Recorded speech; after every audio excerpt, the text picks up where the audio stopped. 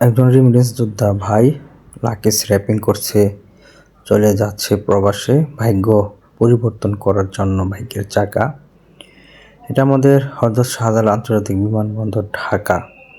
ফটক দেখতে পাচ্ছেন বিমানবন্দরের।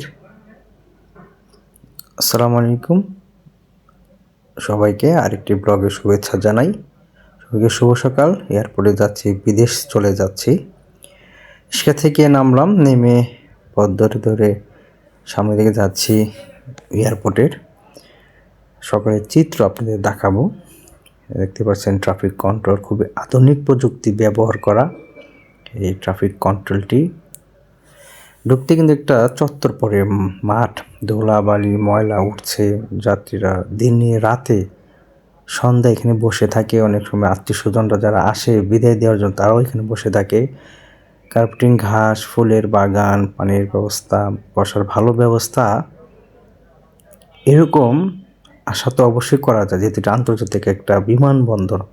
বাইরে থাকলে কিন্তু এই জায়গাটা পরিবেশটা অন্যরকম ধারণ করতো, আরও আকর্ষণীয় হতো।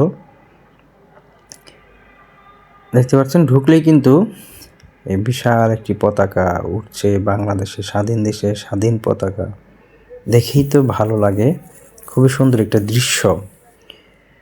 আমাদের সেই আরেকটি বার দেখাই, সেই প্রযুক্তির অত্যাধুনিক প্রযুক্তির ব্যবহার করা এই ট্রাফিক কন্ট্রোল অফিস। প্রচণ্ড গাড়ি লাইন ধরে দাঁড়িয়ে আছে। বেশিরভাগ মানুষ এখন বিদেশ চলে যাচ্ছে বাংলাদেশ ছেড়ে, ভালো কিছু করার জন্য, ভাগ্যের চাকা পরিবর্তন করার জন্য, ভালো থাকার জন্য দেশ ছাড়ছে সবাই। ভালো কাজ, ভালো কর্ম, ভালো ব্যবসা নেই আমাদের দেশে এখন। প্রচণ্ড লোক, মানে যাওয়ার সংখ্যাটাই এখন বেড়ে গেছে বিদেশে। অনেকেই আসছে তার প্রিয় মানুষকে বিদায় দেওয়ার জন্য। ভাই বোন, বন্ধু বান্ধব, ছেলে মেয়ে, ওয়াইফ আসছে, এক একজনকে বিদায় দিচ্ছে। কবে না দেখা হয় পরিবারের সাথে, 4 বছর 5 বছর, কেউ 6-7 বছর পরও আসে। তারা রেমিটেন্স যোদ্ধা, সবাই দোয়া করবেন। বাংলাদেশের অর্থনৈতিক দিক দিয়ে তাদের অনেক বড় একটা ভূমিকা আপনারা সবাই জানেন তারা রেখে থাকে। সকালে এয়ারপোর্টের চিত্র দেখাচ্ছি, হযরত শাহজালাল আন্তর্জাতিক বিমানবন্দর ঢাকাতে।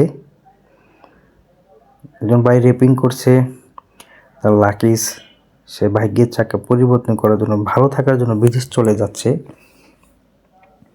অসংখ্য যাত্রী, আত্মীয় স্বজন, বন্ধু বান্ধব, তারপরও বলছি বিদায় দিতে আসছে। এর উপর থেকে সবাই বিদায় নিয়ে চলে যায়, কান্না করে, বুকের ভিতরে শিকড় ছিঁড়ে যায়, এরকম একটা অবস্থা। যারা বিদেশ যায় তারা জানেন। আর নিচে যারা 3-4 বছর পর যারা বিদেশ থেকে আসে, হাসি খুশি মন নিয়ে তারা বের হয়। এটাই জীবন, এটাই বাস্তবতা, এটাই সত্যি। আপনাদের হযরত শাহজালাল আন্তর্জাতিক বিমানবন্দরের চিত্র দেখালাম। এটা গাড়ি পার্কিং এরিয়া দেখতে পাচ্ছেন।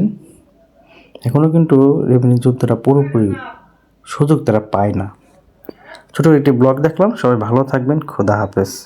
আসসালামু আলাইকুম।